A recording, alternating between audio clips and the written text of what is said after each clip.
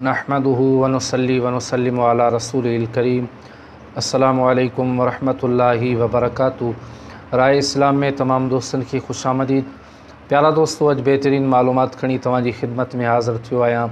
यकीनन अव्हांखे पसंद ईंदी सो ही आहे त अॼु जन्नती औरत जो ज़िक्र कंदासीं त उहा कहिड़ी औरत आहे जंहिंखे नबी पाक सल्लल्लाहु ताला अलैहि वसल्लम जिन जन्नती हुजण जी ख़ुशख़बरी ॿुधाई आहे ऐं उन औरत जे लाइ जन्नत जी ख़ुशख़बरी आहे।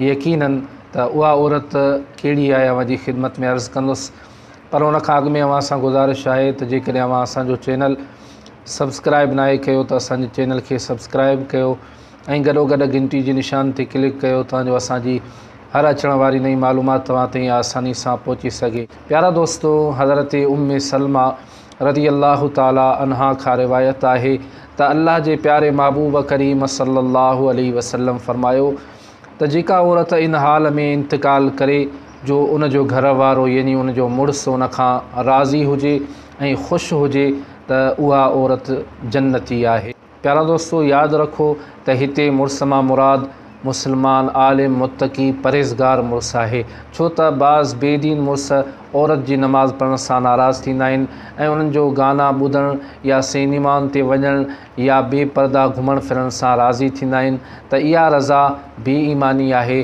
ग़ैर शरई जेका रज़ा आहे सो हासिल न करणु घुरिजे। जेकॾहिं मर्द ग़ैर शरई कमनि जो हुकुम करे थो ऐं ग़ैर शरई कमनि सां राज़ी थिए थो त इहा रज़ा नाक़ाबिल क़बूल आहे।